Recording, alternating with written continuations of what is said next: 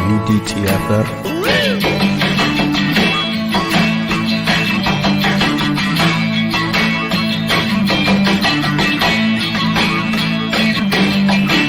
Once again, here's Drinking and Talking Fantasy Football with your host, Jake Trowbridge and Dustin Lunt. Hey, welcome back, everyone. If you don't know already, you've reached DTFF, Drinking and Talking Fantasy Football. It's all in the title. It's what we do. How you know. That's right. We drink, we talk, we actually talk fantasy football. It's all right there. It's a self-explanatory name. Now you know. So here we are. We're back. It's been a crazy couple weeks here. We are actually going to finally talk about free agency. I know last week you guys were probably all expecting it, but we said no. That's not what we're going to do. We're going to wait a week, marinate on it. Let's see what happens. And here we are. So yeah, we're going to discuss free agency here. Not really probably go into the details too much of like what the contracts are, things of that nature. We're definitely not going to hit all the free agency moves just because there's been so goddamn many this year. But we'll talk fantasy impact, maybe a little real life football impact to coincide with that, but and maybe some guys that we think are overvalued, undervalued now with these moves, etc., etc. But before we get into all that, I've got to introduce my co-host, Jake Trowbridge. How are you doing this evening, sir?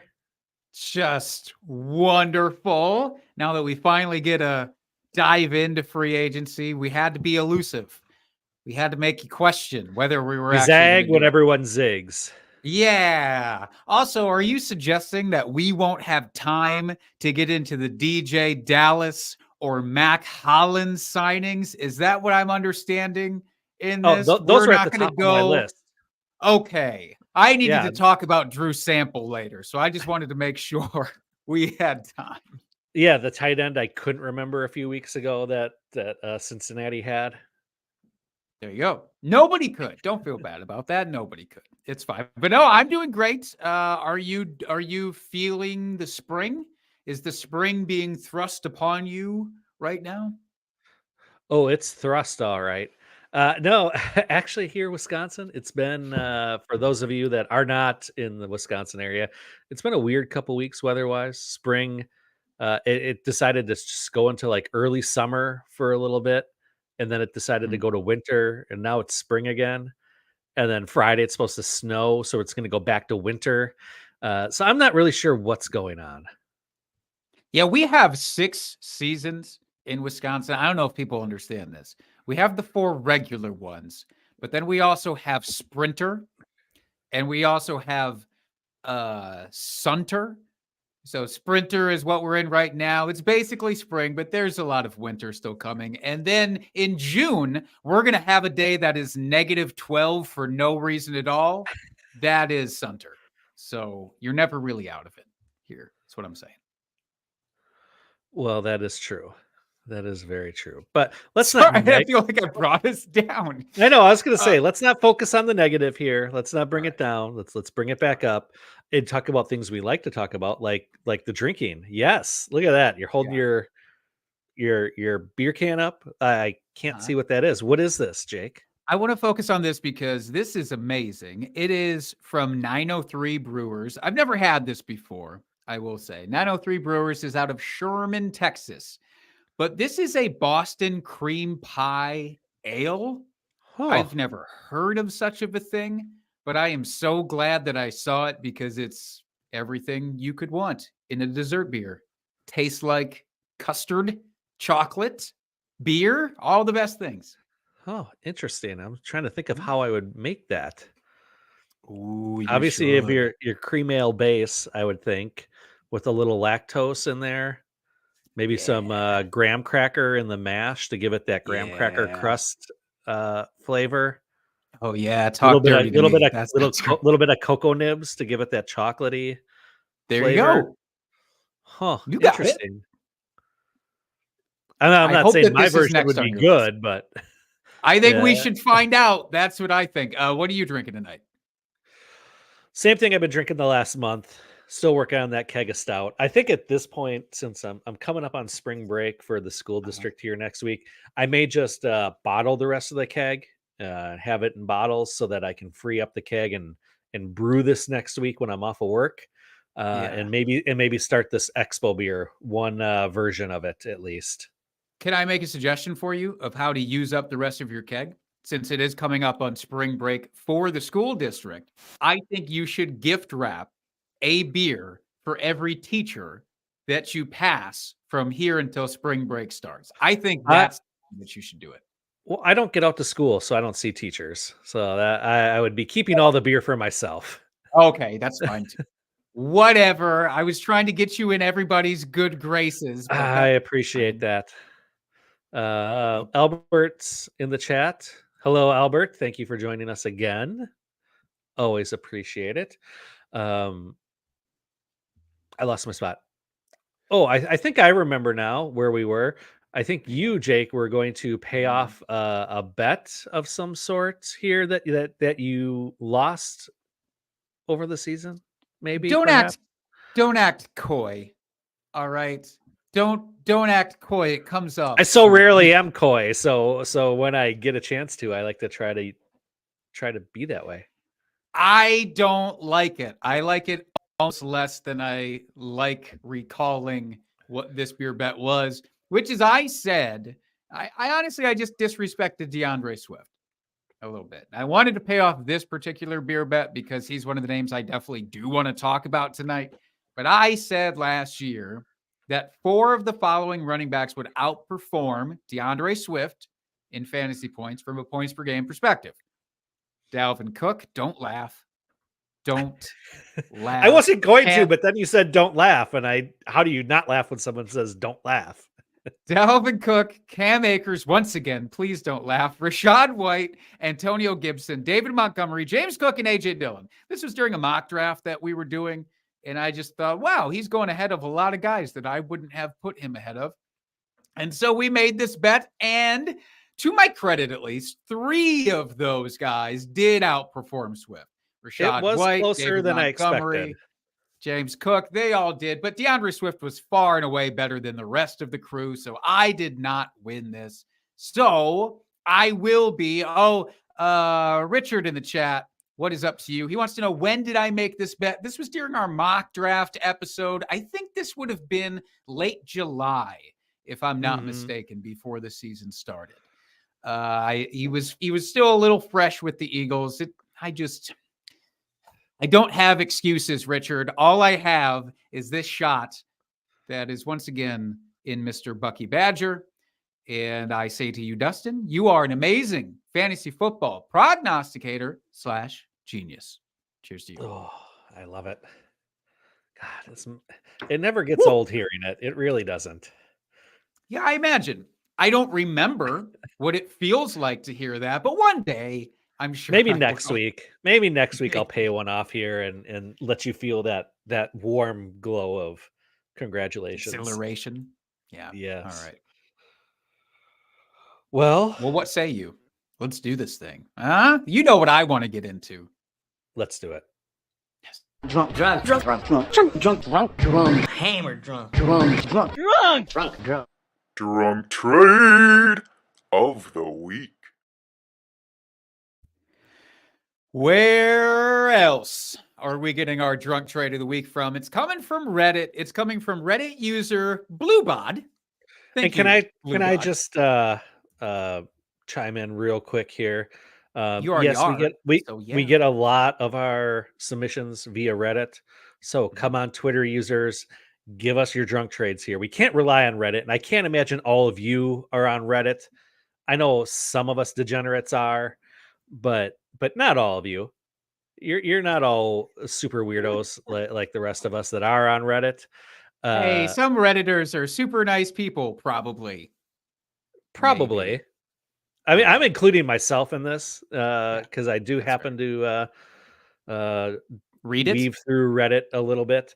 But come on, Twitter, you guys can do better. You can give us some actual submissions here. That's all I'm saying. Yes, From all of us who read it and all of us who don't read it, just send them. I don't care which way you send them. Just please send them. But yes, you can find us at Drinking Fantasy on Twitter. This one, though, comes from Bluebod on Reddit. 2 drunk trades for the price of 1. All right. This is great. The first one very much relates to what we're talking about here tonight. Second one, a little bit less so. But 2 drunk trades. 1, traded away Saquon Barkley for 2 2025 first-round picks. One of them will almost certainly be near the back round of round 1, they say. Okay. And trade number 2 also traded the 3rd overall pick this year. That is the 103.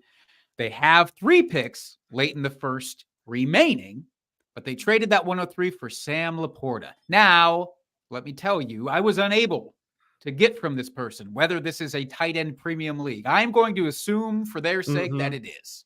I would assume the same. Okay.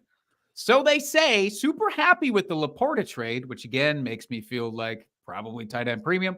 I was kind of having hangxiety, love that phrase, about the Saquon trade at first, but now that I've settled with it, I'm glad I made it. Let me tell you, this submission happened 3 days before Saquon Barkley signed with the Eagles. Oh, so very recent trade.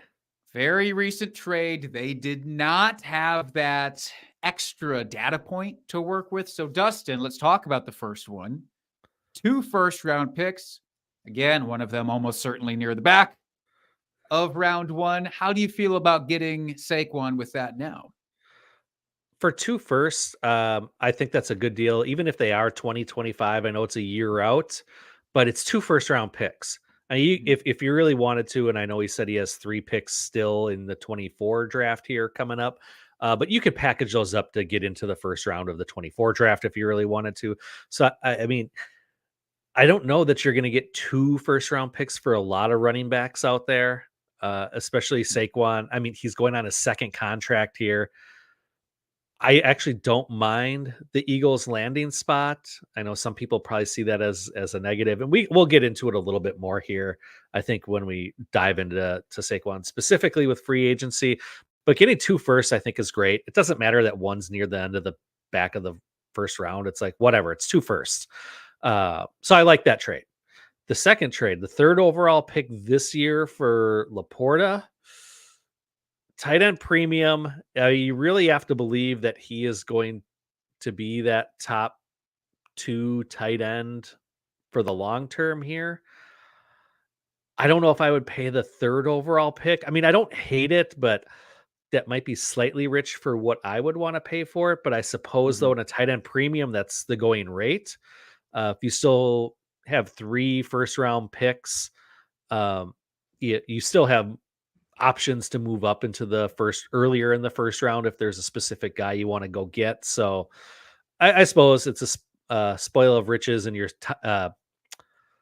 strengthening a position of need, and getting a nice young player that, from all intents and purposes, should be a great tight end for the next 10 years. Yeah. I mean, I came on this podcast a short while ago and said Sam Laporta is my tight end 1 in Dynasty. So I am the biggest Laporta supporter that is out there right now. But even I would have a difficult time giving up the 103 because the drop off from 103 to your late round first, obviously the NFL draft has not officially happened. Landing spot can change a lot of these valuations. But, you're going to be out on the top quarterbacks, the top 3 wide receivers probably by the time it gets to you. So there's such a drop off there.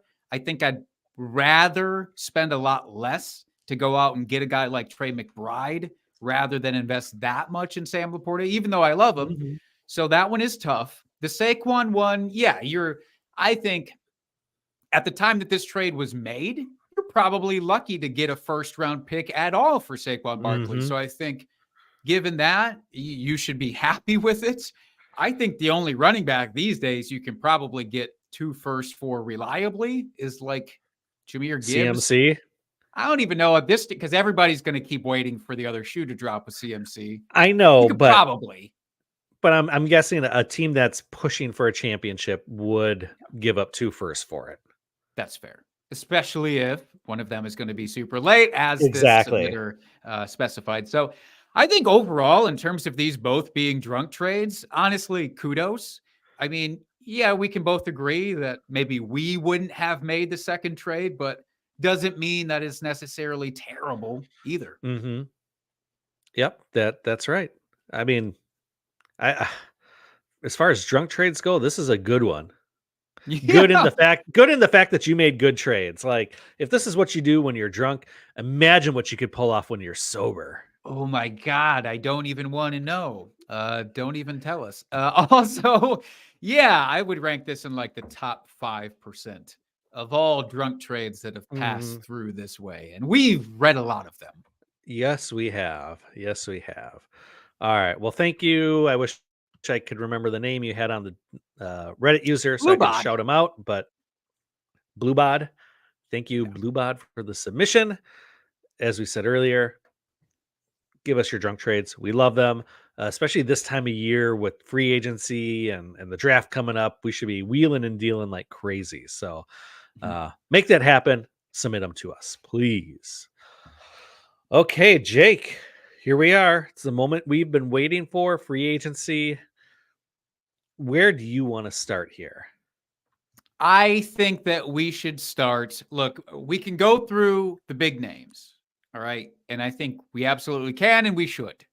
We have the platform to do so. But I do want to talk first about the most confusing ones that happened here, just very briefly. There's a Okay. couple in here that are very, very strange signings to me. And I just want to, mostly, I want to get your opinion about this and see if you think these are as weird as I think they are. They are not huge names. Okay. But let me first throw up this fucking guy and ask how he still has a job in the NFL. Marcus Mariota signed by Washington just before Sam Howell ended up getting traded. Am I alone on Crazy Person Island here? What the fuck is this guy still doing latching onto a team? I don't get it. Obviously, Washington is going after a quarterback in the draft. They just want a veteran presence in the locker room. I don't know what this contract was for, but I'm sure it can't be Like for 6 mil. much. Probably easily cuttable if need be.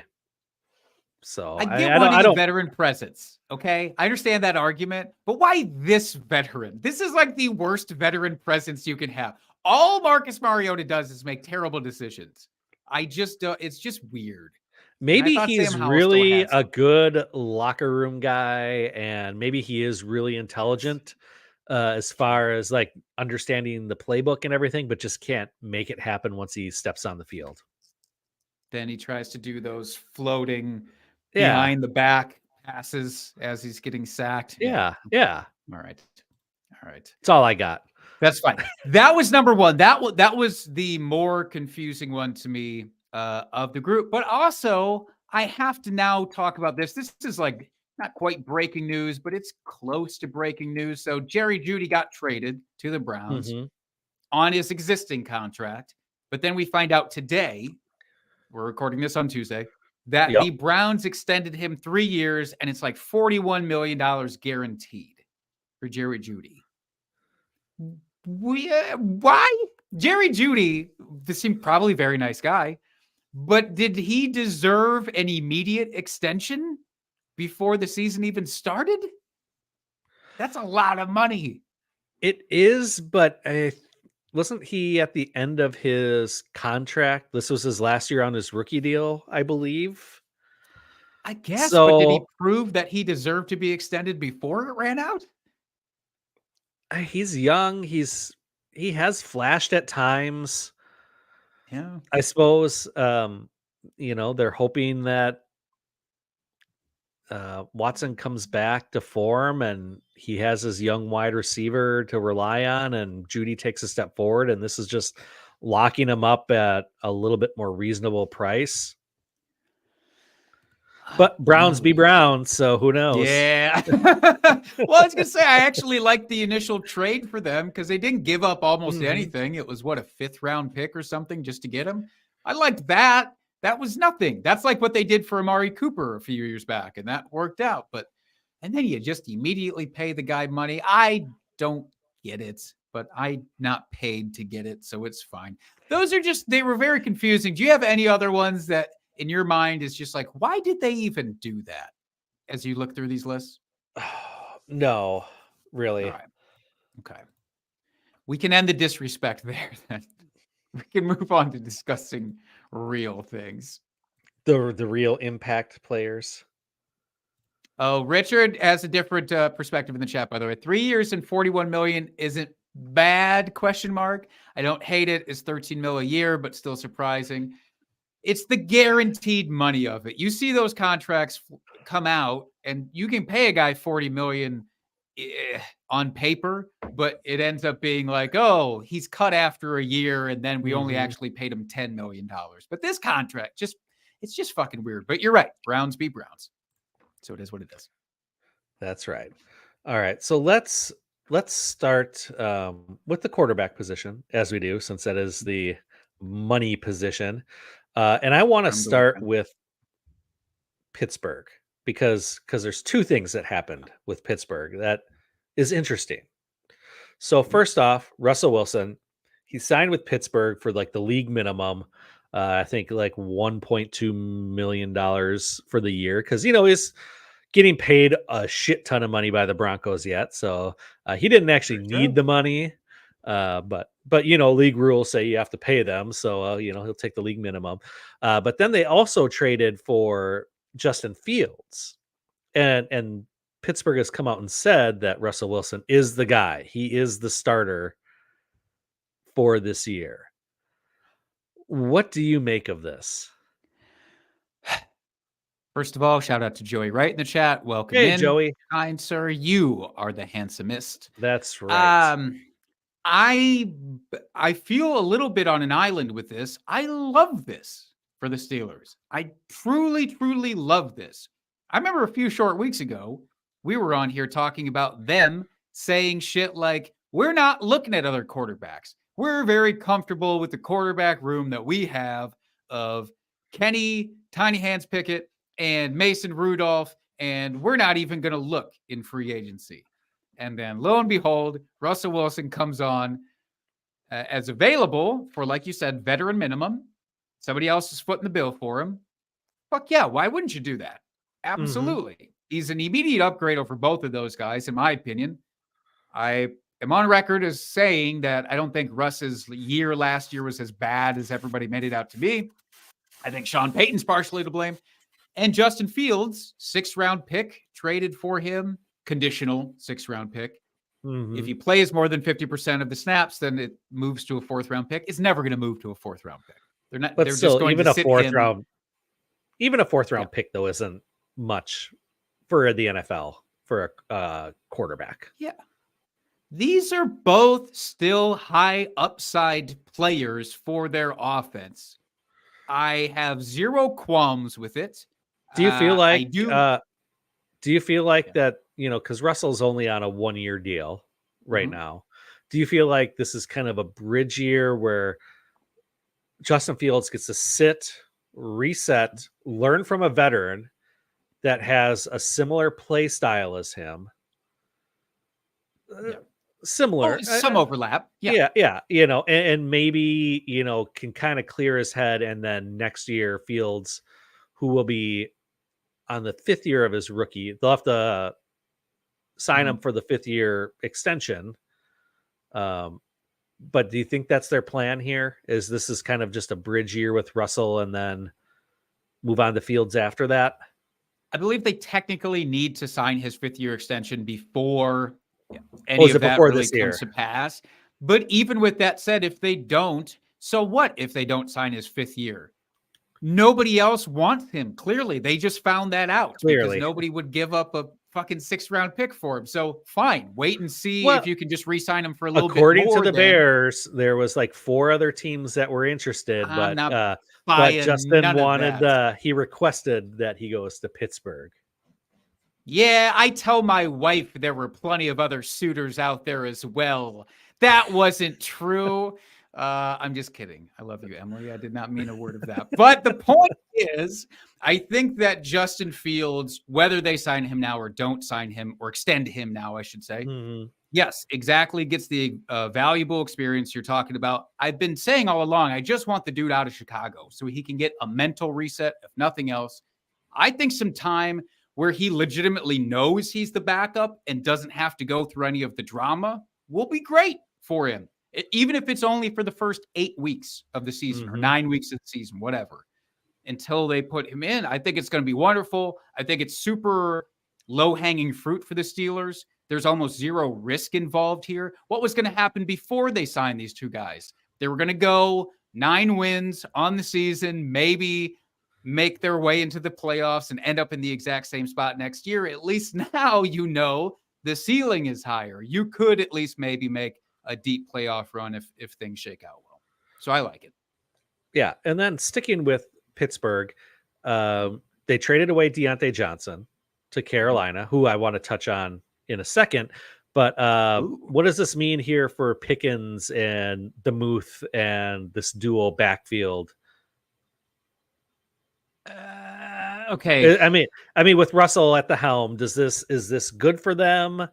Is it kind of same? Yeah, it doesn't really move the needle a whole lot for fantasy. With the Steelers, there was always an air that somebody was going to be out. There was weird locker room stuff. I don't know. There was just that whole vibe last year that seemed bad. I thought it might be Pickens who was out. I think it's just Deontay Johnson's out, and that's fine. They can replace Deontay Johnson yet in free agency if they chose to do so with somebody like Tyler Boyd, who is still unsigned, which I would love, by the way, for them. So right now they have 3 wide receivers basically on the roster. It is George Pickens, it's Calvin Austin, and then they signed Van Jefferson, which whatever. Okay, fine. Yeah. So it's out there. I think that they're going to hit this draft class really heavy. So I don't think that we have to make the projection yet for them, because there's like 3 teams that I think are going to go whole hog into the wide receiver class. And it's Pittsburgh, it's probably New England, and then Carolina. I think all 3 of them are heavily in the mix. But worst case scenario, if Russell Wilson is throwing to George Pickens and Pat Freiermuth and Darnell Washington will probably make a lot of guest appearances under Arthur Smith. There's still, he can do it. I don't mind it for him. This entire team's offense, though, to your point, the running game is going to get a lot of use. So I think both Najee and Jaylen Warren are massive fantasy upside guys for this year. Would you draft either of them? Because I have a hard time picking one, is my problem. Would you draft either of them as a top 12 guy for next year, given the current situation? No. Okay. I would probably draft whichever one fell further in the draft. I'd take the You're second gonna do that guy. game? Yeah. Just because who knows? It's a new offensive coordinator. They both, Warren really flashed last year, but we've seen it from Najee before. So it's just kind of like, yeah, just give me the guy that costs less. I mean, that's fair. And again, that way you don't have to deal with Arthur Smith's valuations of it. You just go, well, I don't know what he's going to do, so give me the cheaper guy. And if I'm wrong, I'm wrong, but I spent less, to sort of get there. So I don't hate that at all. Deontay Johnson himself over in Carolina, I think we should talk about. Absolutely. He is the viable guy in that offense right now. I mean, no disrespect to Adam Thielen, but he's in the sunset years. Certainly, of his career. And I would say at this point, it's Deontay Johnson and whatever pass-catching running back that they probably go with as the top 2 options in that offense until the draft, of course. And then, like I said, they'll probably be heavily involved in the rookie draft class. Yeah, I really like this. I was glad to see, happy for my Deontay Johnson shares that he got traded just to get away from that Pittsburgh offense for one. But 2, getting with very much a quarterback upgrade at this point. Now, I know he struggled last year, but a lot of that's due just a young team, poor offensive line. It's just they're rebuilding. So to give him a weapon like Deontay Johnson, I think is only going to help. He should, he was a ball hog in Pittsburgh. He's going to be a ball hog here in Carolina. So I think this is great for fantasy. Deontay Johnson, I just want you to change your Twitter profile descriptor just to say hogs balls. That's all I wanted to say. Just nothing else.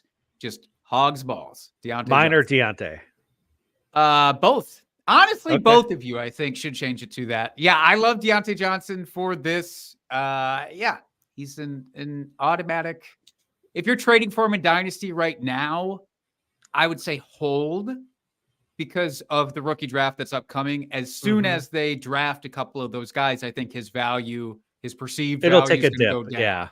Yeah. I So I agree. would say wait off on that trade for Deontay Johnson. Yes. Trade for him this summer. Like Yes. right before training camp starts.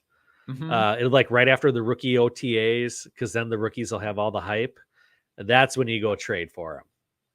Whichever rookie has a one-handed catch posted to the Carolina Panthers social media profile is going to shoot up, and Deontay Johnson is going to go way down. Yep, absolutely. All right, Jake, who do you want to talk about next? Okay, I've been waiting a long time to talk about this guy in earnest. A long time. A long time. I dropped him in here briefly last week, even though we weren't talking about free agents. I just wanted to get him mentioned. Derrick Henry to the Ravens. Man, I am so excited. I cannot contain myself. You're lucky I did for this long.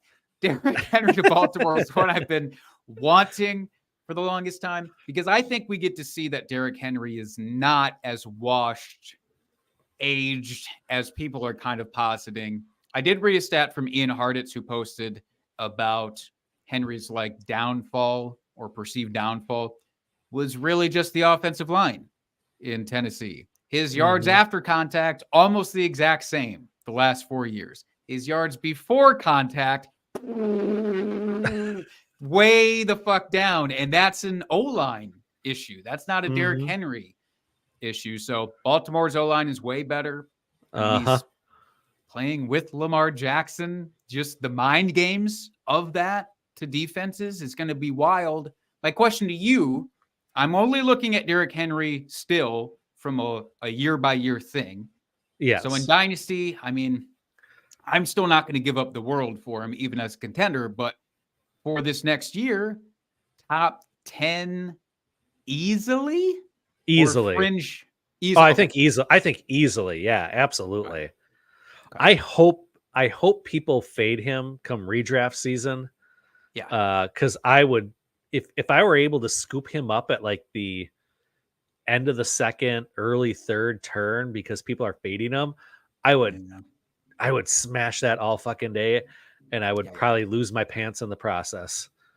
I'd smash it with my pelvis. I'd do one of those. I would figure out the angle to make that work. It would be uncomfortable for everybody, but I would do that. Oh, I am here for it in our home league. I hope that happens. It's gonna happen. We'll get kicked out of the restaurant, but it doesn't matter. Totally worth it. The rest of the draft will occur online, and I'll be fine for it. Richard in the chat says, I did trade for Deontay everywhere I could already, by the way. No, kudos to you. That's fine. Yeah. That's still fine. You again, maybe the discount would be a little bit better later on, as we say, but you got your guy.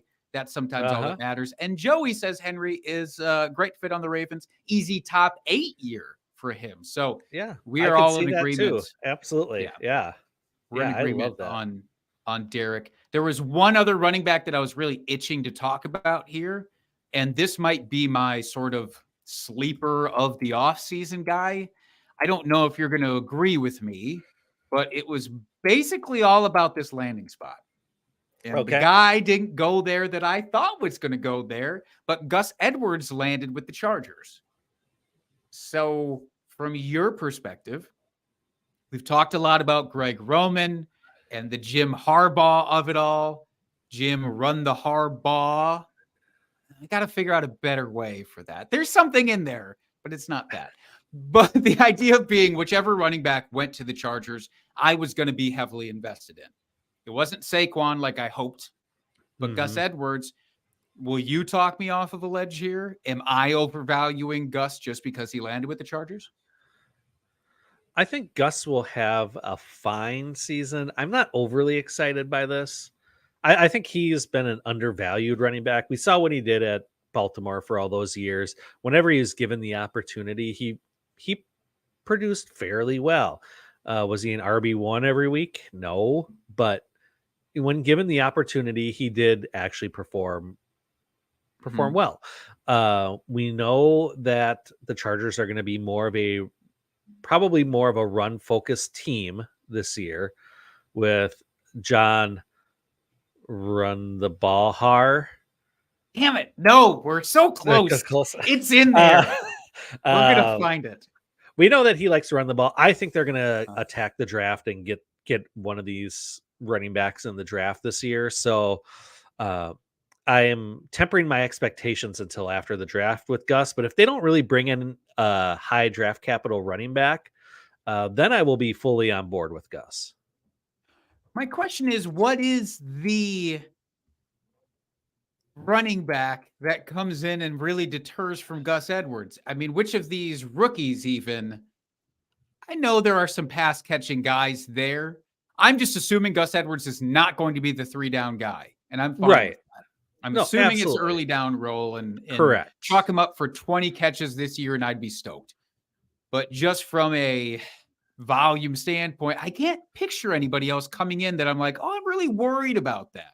I mean, if Blake Corum, I guess, who seems to be the number one running back, in the draft class, signs with the Chargers at that point.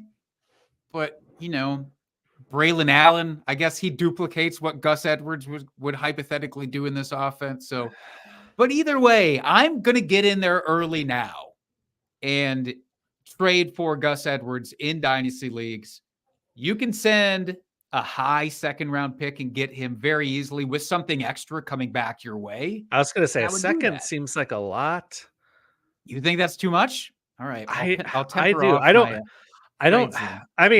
I mean, I wish we were in a league together because then I had Gus. I would definitely give you a high second round pick for him.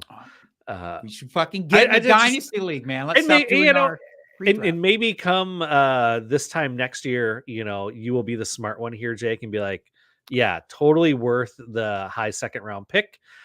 I don't know. I think a lot has to break for him to have a really great fantasy year. And I just don't know. I'm not projecting top 12 guy. I'm not projecting RB1 necessarily. No, I didn't think that's what you were saying, but I mean, those weeks I think will be there for him. Yeah. Well, I don't know. I think in redraft, he's still probably going to be a steal. If he goes inside of the top 4 rounds, I'd be shocked if he ends up going in there.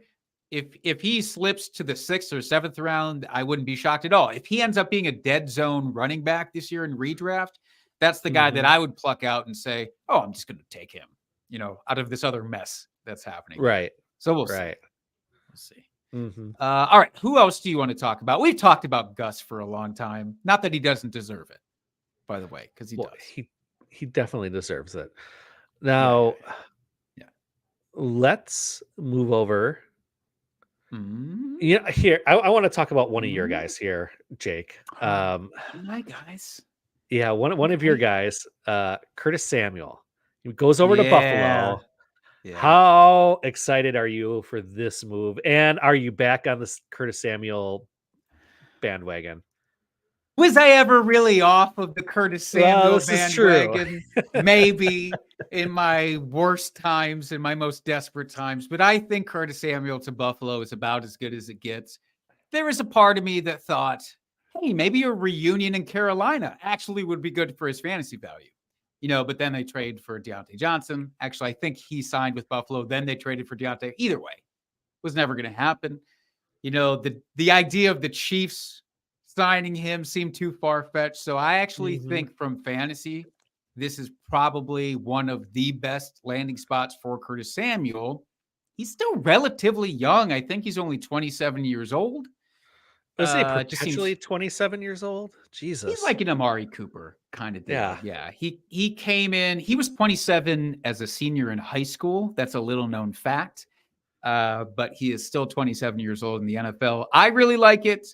Also, the Stephon Diggs business happening in Buffalo seems still weird. That always seems weird. And normally it's just him trying to agitate people, but he works himself out of teams real quick when he does it. So there's a world where Curtis Samuel, I'm not going to say is the wide receiver one there, but just inherits a crazy amount of work because he's a do-it-all guy, like a legitimate do-it-all guy, and not oft injured either, a la Paris Campbell. So I love it.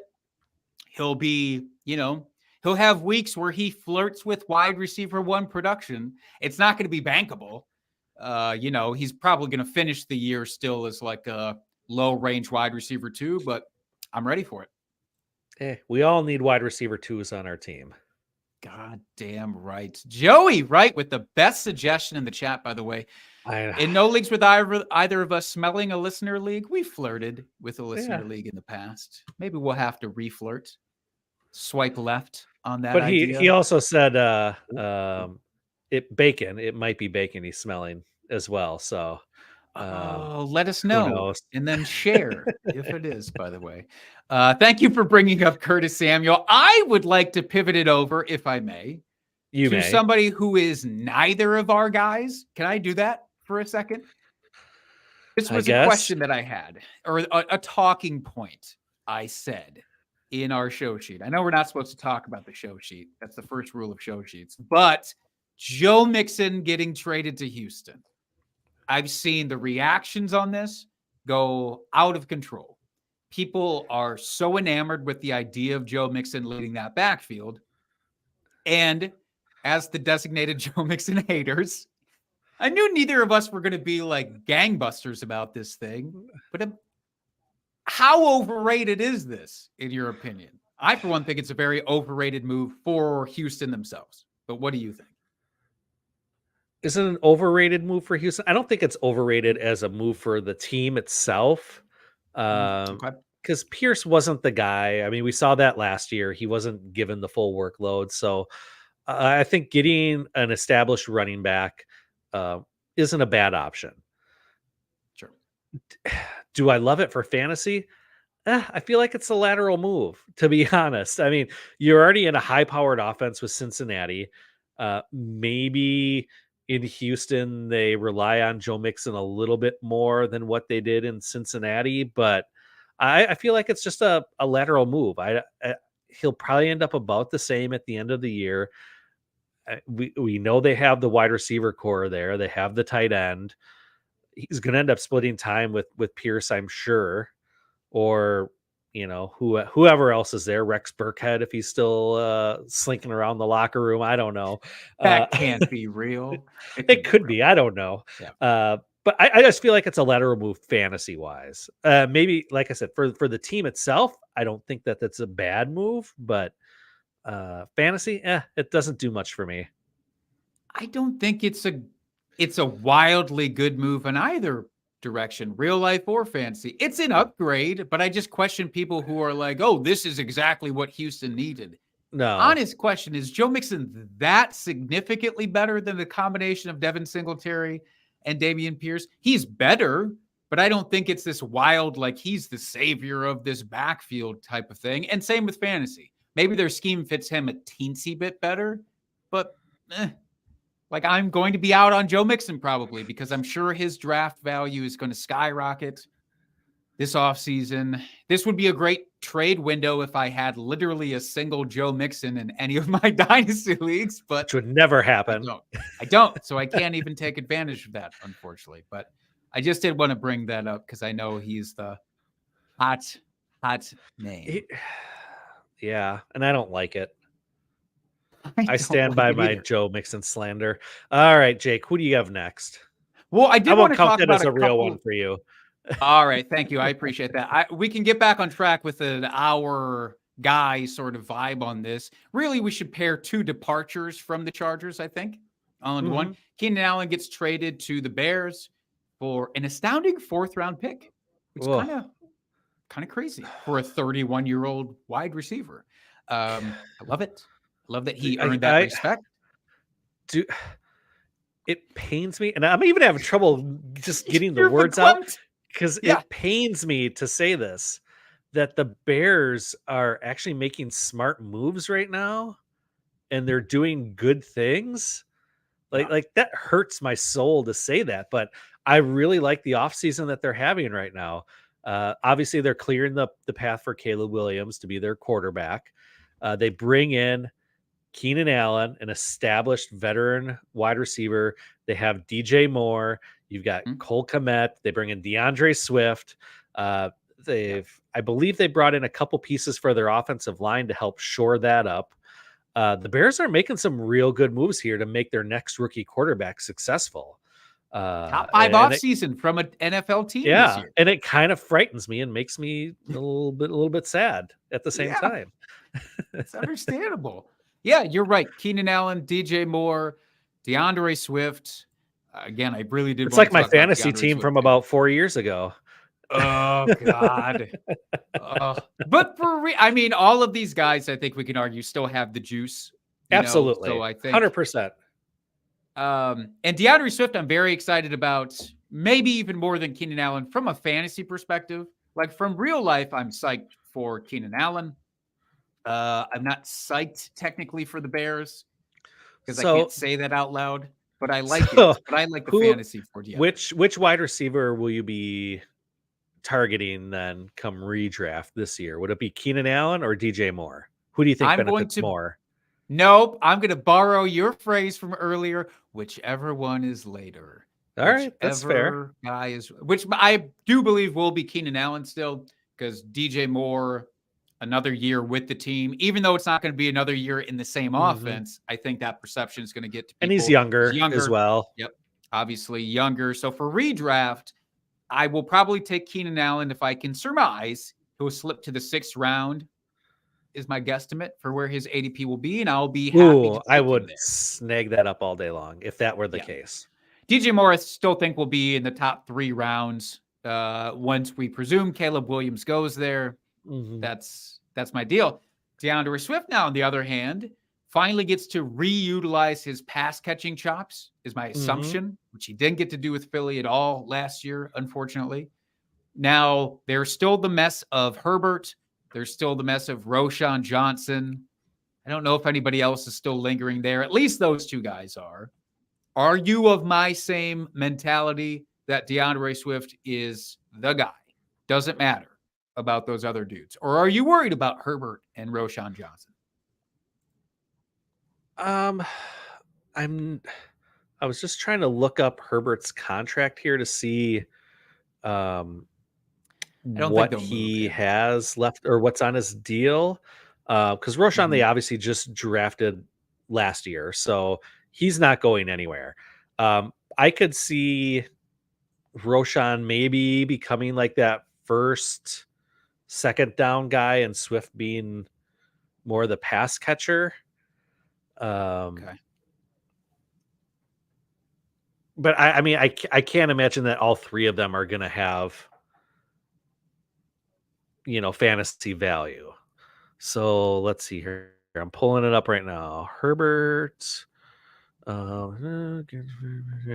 So while you're doing that, I'll say my joke that I just came up with. Did she let? Oh, no, never mind. I won't say it. It was too crude, anyways. You go. No, I was trying to fill up. Here it is. I got it.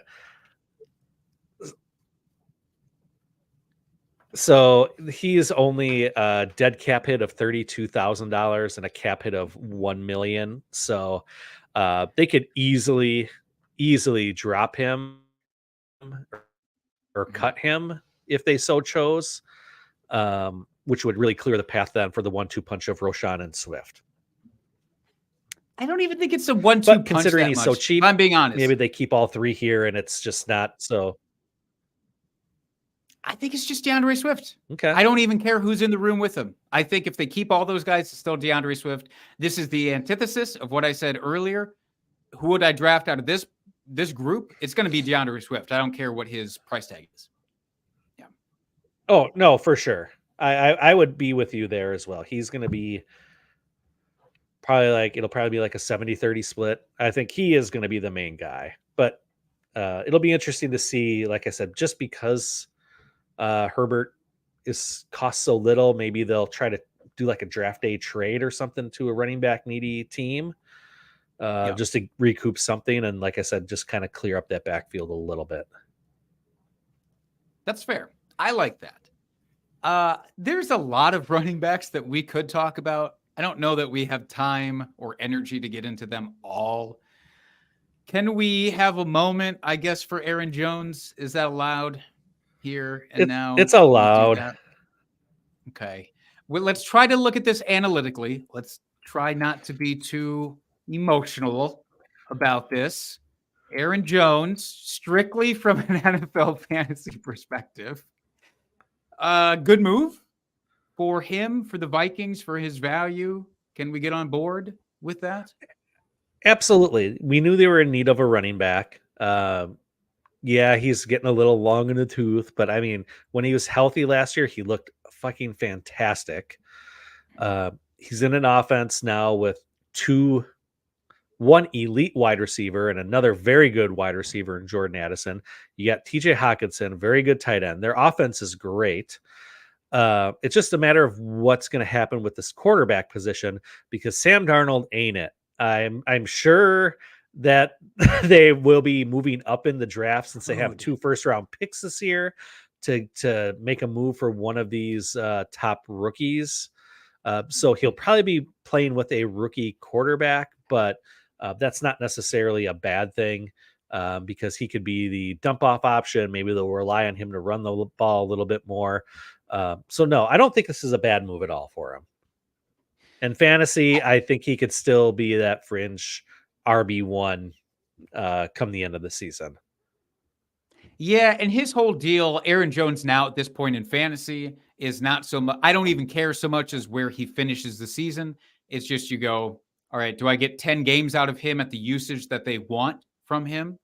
Because the thing that Minnesota is going to have to decide is, do we give him 20 touches a game and then see him not available for a chunk of the season, or do we back that off and then make sure that he lasts for the season? I think that they're a team that's going to give him a lot of touches. So I think you'll just probably, but you'll going to start him, and that's he's healthy and actually out there. And so the decision is made for you. Yep, absolutely. Absolutely.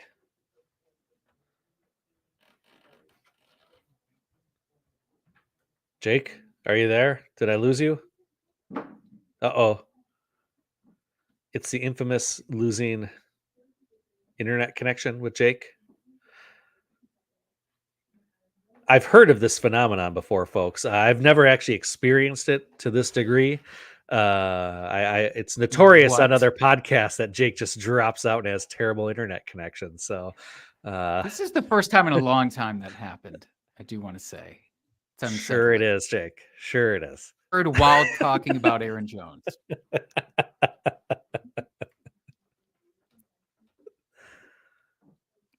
All right, who do I want to talk about? Should we at least? All right, let me ask this: is there any tight end worth talking about on this list? Yes. There is. Okay, who? There's 2. I would argue that there's 2. Okay. Dalton Schultz. It's not sexy, but he re-signed. We talked about that last week a little bit, so we can just check that one off. The other one, nobody's going to like me talking about. I don't really love talking about it, but Zach Ertz signing with Washington, I think is a great move. I think for Washington is good. People are kind of shitting on Washington because a lot of their offseason moves is these like very low-priced veterans that they're bringing in, and they're not like a Super Bowl contender. So people are like, why are you doing that? But as a team, you have to have a structure around your team for the young guys to still grow. And sometimes the veteran move is the way to do it. And Zach Ertz, even last year before he got dinged up and sat, he was really good for fantasy because he's a target hog. And in this offense, I think he's a target hog again. I mean, Terry McLaurin can only do so much. I know they'll add in the rookie draft, obviously, but for sure. Look, for a punt at the tight end position type of play, put Zach Ertz on my list for right now. I'm into it. Yeah, I think that is a good move. He's going to command targets. You need someone reliable for their incoming rookie quarterback to be able to throw to. Uh, that isn't just Terry McLaurin. So I like the move. I think it is a good move. A little under the radar. He's probably someone you'll be able to get super late in your draft. Won't have to draft super high. That will probably return decent value. I mean, this is one of those moves that if you're punting the tight end position until the very end of your draft, this is one of those guys to go after because he will probably end up being a very reliable starter week in and week out as long as he's healthy. Yeah. It's there. We did it. We talked about tight ends. Anything with Irv Smith going to KC? Does it signal the end Nope. of Kelsey to you? No, it's Nope. nothing. I'm not going to engage in that. I No. won't. You won't bait me into that conversation. It's not going to happen. The one, I guess, if there is a legitimate guy, if we want to throw up as a question mark, Jonnu Smith in Miami, maybe. I don't know. Maybe he gets interesting. Maybe they use him, but I'm not going to fuck with it. That's for somebody else to figure out. No, I mean, if there was one move that I would be of these tight ends moving around, it's the other tight end from Miami that moved, and that's Mike Gesicki. I can't quit him. I think not that I think he's going to be like top 5 tight end, but I think he could have a sneaky good season. Just with those other weapons, I love his athleticism and I love what he can do. I just don't think he was utilized properly in Miami. You love the Bengals getting a tight end. Come on. That's every year we go through this. Who's the Bengals tight end? We have to be involved with them. Now we know. All right. Well, now we do know, but it's him and Drew Sample, to be fair, because Drew Sample did re-sign with the team. Yeah, he's the blocking tight end. It's fine. That's how we bring back Drew Sample, though. That's a full circle moment. Way to go, us. Mm-hmm. Look at us. There's a couple of guys that we didn't get to, and I know that we should have talked about them. Can we do a very quick, let's say yes or no from whether they went up in fantasy value because of these moves? Can we do up that? or down? Up or down? Yep. Thumbs up, thumbs down? Yep. Lightning round? Literally thumbs up. We could do, if they really didn't move at all, we could do a horizontal thumb. There, we can connect, we can interlock thumbs. I don't think YouTube allows that, honestly. That might be considered sexual content. I said that might be the first docking experience on YouTube. Oh, maybe. All right, we're canceled now. So here we go. Last show on YouTube, folks. Thanks for joining us. Couple of quarterbacks real quick I do want to get to in all of this that we haven't talked about. I mean, Kirk Cousins, we've talked about in general, but up or down from a fantasy perspective? I'll give it the sideways. Stays. I mean, yeah, you're going down from JJ, but he's still got weapons there. Comfort and scheme, obviously the weapons around him and the injury. I know it's not like he's an escape artist that he has to run around a lot, but none of that is great for me. This one is just weird, but I do want to talk about it. Gardner Minshew, up or down for his fantasy?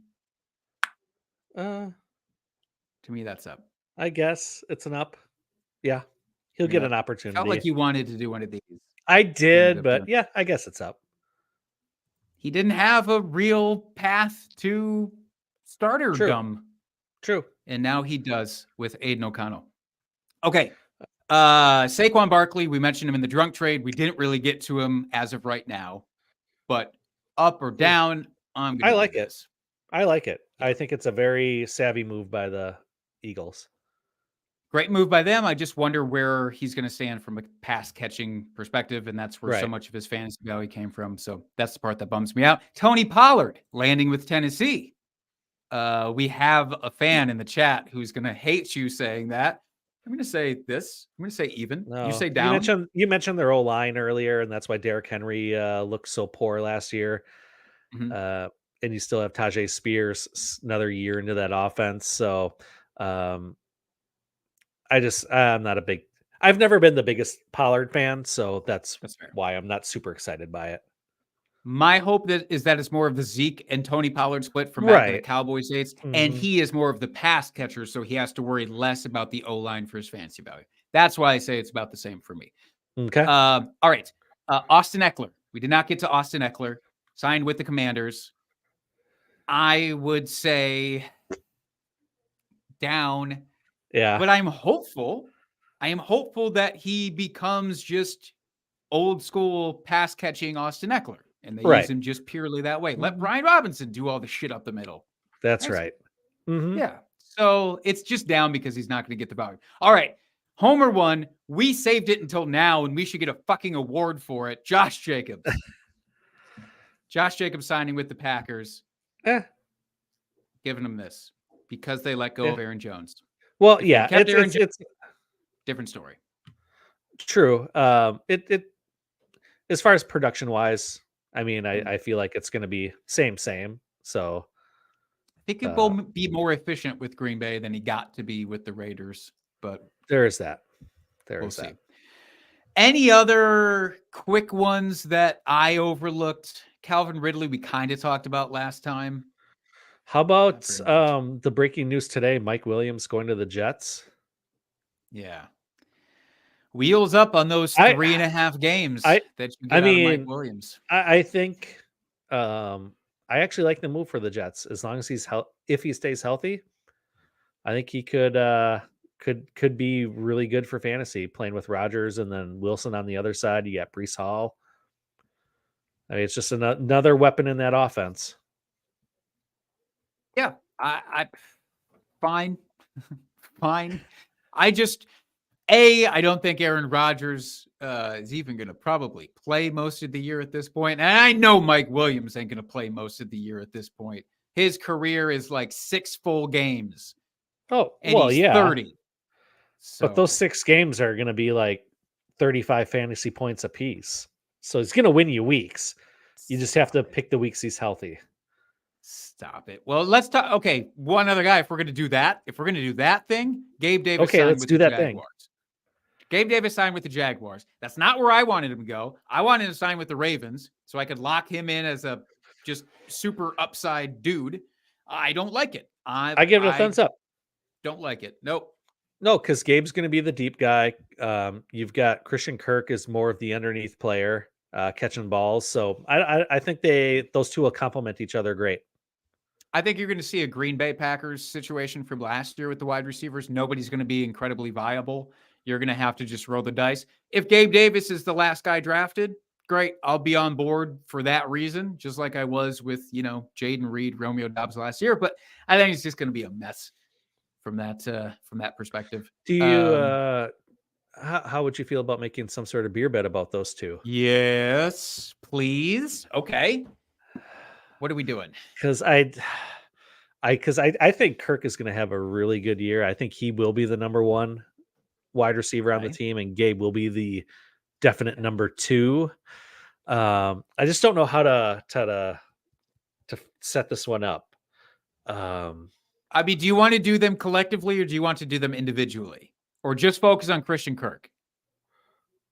Well, I was thinking collectively. There's a way collectively we could do both of them into one. So, I mean, we could do a pure points thing from both of them. Probably have to do points per game then at that point for fantasy points per game for the both of them combined. I don't know what a good mark is there. And I'm going to be honest, I'm not feeling very confident after all of the most recent beer bets I've had to pay off. So I might look at it more from a pure, wide receiver X number and above for the two of them. All right. Separately. So here. All right. So I will say, I will say we could do a receptions thing. We could do a yards thing as well. That's on the table. Yeah, let's say Christian Kirk will finish. How about we say with the most receptions, receiving yards, and touchdowns on the team? I mean, Fine, but that doesn't mean anything to me because what if he finishes with, 70 receptions and 750 yards and 8 touchdowns, but he's the guy in that offense? That's my point, is like, that's still nothing to me. Well, 8 touchdowns would be a lot for Christian Kirk. But the rest of it, my whole point is like, there's nobody that's going to be dominating in that. So you're just not that confident in Gabe Davis, is what you're saying. I'm not confident in either of them. Again, I think it's going to be spread across that wide receiving core, just like Green Bay last year.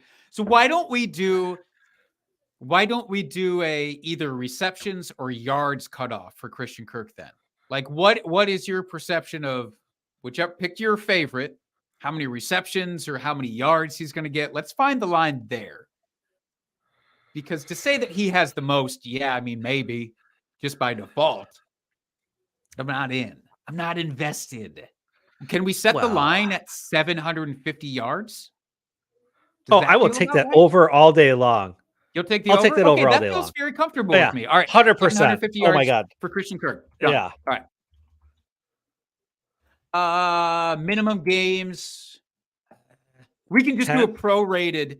We could just do it prorated and say however many games he plays.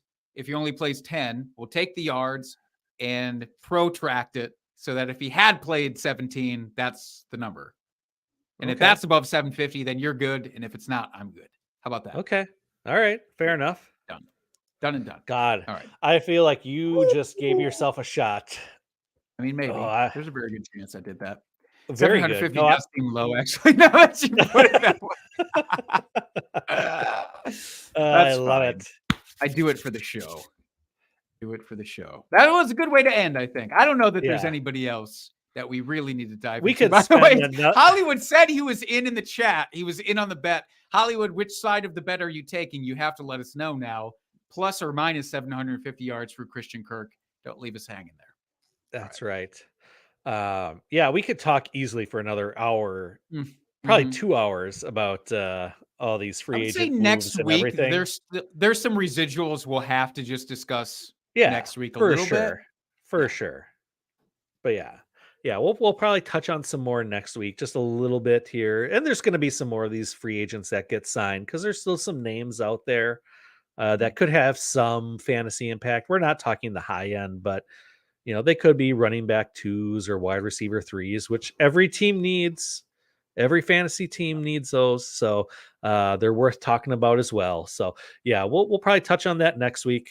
Oh, Hollywood. Okay, here's the deal. It's Christian Kirk over 750 yards next year. That's the bet. It's prorated on a per game basis. Yeah.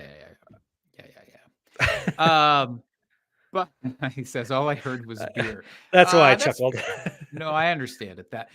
Look, for next, there's going to be more moves that happen in the NFL between now and next week for sure.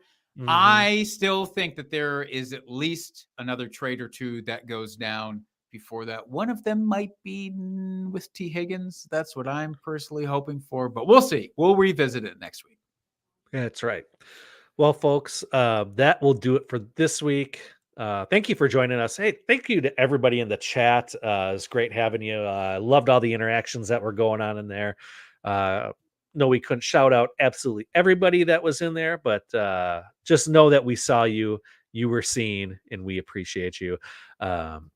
As always, give us a rate and review wherever you do your podcasts. Hit us up with your drunk trades, please. All of our Twitter friends out there. At Jake Trowbridge, my partner Jake.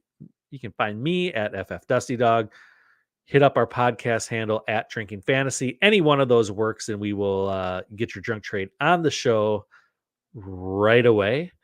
And until next week, folks, keep drinking and talking fantasy football. Cheers, FFers.